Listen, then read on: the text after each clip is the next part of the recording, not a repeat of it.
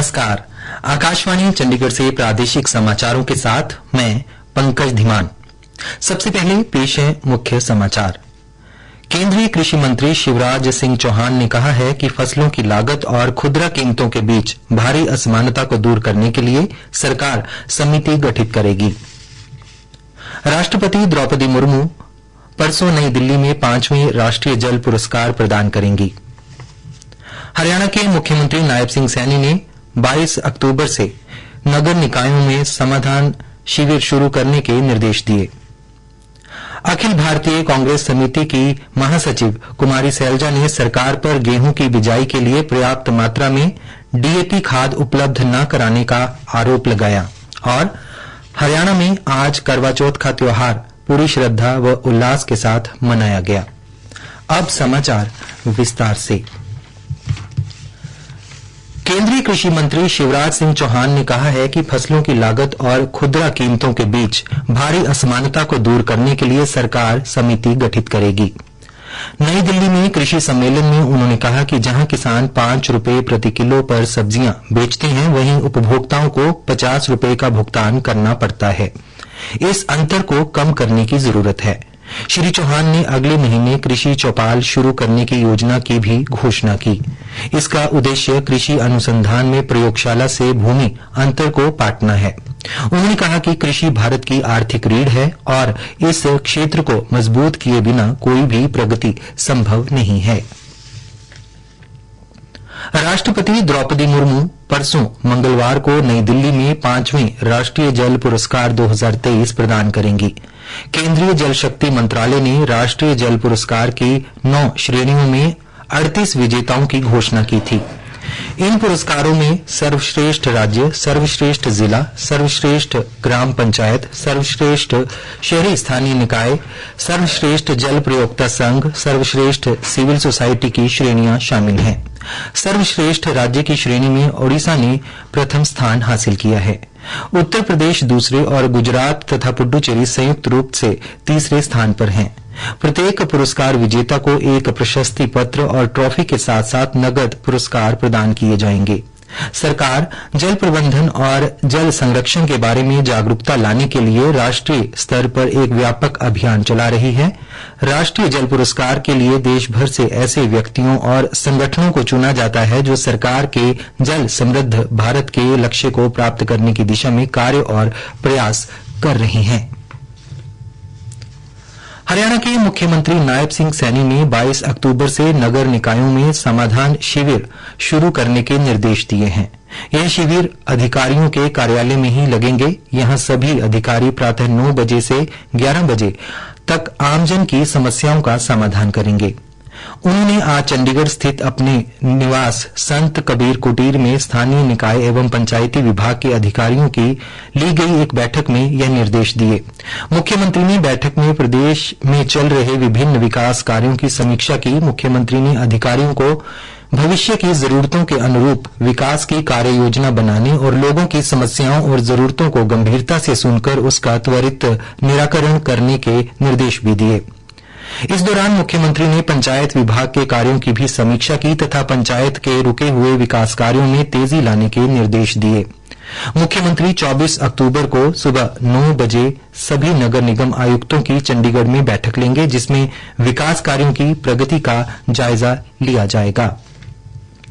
प्रादेशिक समाचार आकाशवाणी चंडीगढ़ से प्रसारित किए जा रहे हैं। हमारे राष्ट्रीय बुलेटिनों और ताजा समाचारों के लिए आप हमारी वेबसाइट news.air.gov.in पर लॉग कर सकते हैं।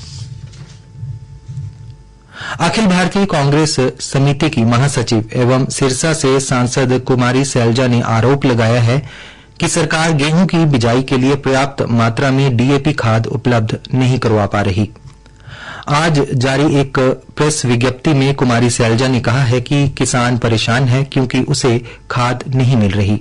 यदि मिल रही है तो खाद विक्रेता किल्लत दिखाकर किसानों को खाद के साथ जबरन अन्य सामान खरीदने को मजबूर कर रहे हैं। किसानों को खाद लेने के लिए सुबह से कतारों में लगना पड़ रहा है। उन्होंने राज्य सरकार से सवाल किया है कि गेहूं, सरसों की बिजाई के समय डीएपी खाद की जरूरत के अनुसार सरकार ने इसका प्रबंध पहले से क्यों नहीं किया। हरियाणा में आज करवा चौथ का त्योहार पूरी श्रद्धा एवं उल्लास के साथ मनाया गया। महिलाओं ने अपने पतियों की लंबी आयु और सुख समृद्धि की कामना के साथ दिन भर उपवास रखा और शाम की पूजा के साथ भजन कीर्तन भी किया। परंपरा अनुसार सुहागिनों ने पूजा की थालियां बदलकर करवड़े की रस्म अदा की। अब सुहागिनें चांद देखकर अपना व्रत खोलेंगी। करवा चौथ पर बाजारों में भी खासी रौनक रही। हरियाणा पुलिस ने पराली जलाने के मामले में 4 किसानों को गिरफ्तार किया है। कैथल के उपायुक्त डॉक्टर विवेक भारती ने बताया कि अब तक जिले में धान की फसल के अवशेष जलाने के 123 मामले सामने आए हैं। इनमें से 63 मामलों की पुष्टि हुई है। उन्होंने बताया कि पराली जलाने वालों पर 1,57,000 रुपए का जुर्माना लगाया गया है। इसके अलावा 11 मामले दर्ज किए गए हैं। उन्होंने कहा कि पराली जलाने वालों के खिलाफ कड़ी कार्रवाई अमल में लाई जा रही है। उन्होंने बताया कि कैथल में पराली जलाने वाले 43 किसानों का मेरी फसल मेरा ब्यौरा पोर्टल पर लाल इंदराज भी किया गया है। इन किसानों की जमाबंदी में लाल निशान लगा दिए गए हैं। अब ये किसान आगामी 2 सीजन तक अपनी फसल न्यूनतम समर्थन मूल्य पर मंडियों में नहीं बेच पाएंगे।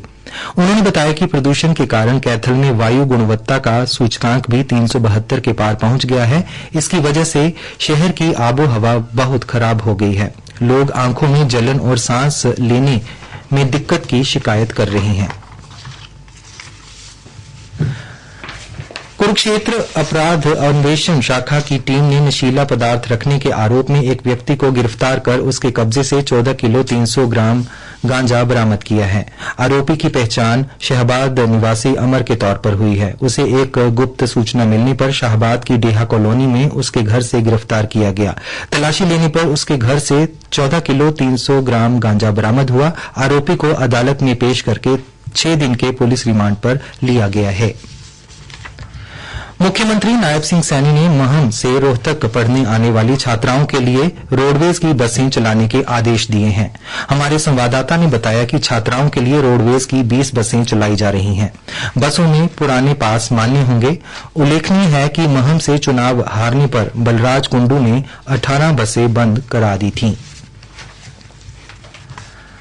कुरुक्षेत्र विश्वविद्यालय के युवा एवं सांस्कृतिक कार्यक्रम विभाग द्वारा अंबाला छावनी के सनातन धर्म कॉलेज में आयोजित 47वां जोनल युवा महोत्सव आज समाप्त हो गया।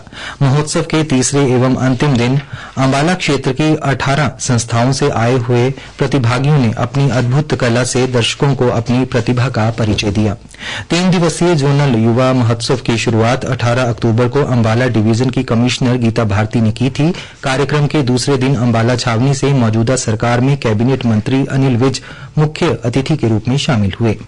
पुरस्कार वितरण समारोह में कुरुक्षेत्र विश्वविद्यालय से डॉक्टर विवेक चावला मुख्य अतिथि के तौर पर शामिल हुए। उन्होंने विद्यार्थियों को सांस्कृतिक गतिविधियों से जुड़ने का संदेश दिया तथा विभिन्न प्रतियोगिताओं के विजेताओं को पुरस्कार देकर उनको उत्साहवर्धन किया। श्री चावला ने अपने संबोधन में कहा कि हमारी लुप्त होती प्राचीन परंपरा को जीवित रखने में युवा वर्ग की अहम भूमिका है।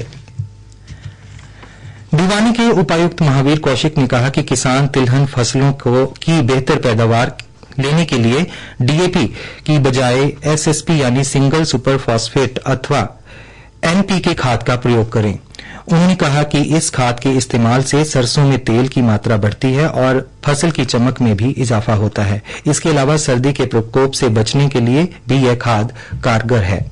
श्री कौशिक ने बताया कि सरसों एक तिलहन फसल है, वहीं गेहूं की फसल में दाने का आकार व उत्पादन क्षमता बढ़ाने के लिए एनपीके का प्रयोग कर सकते हैं।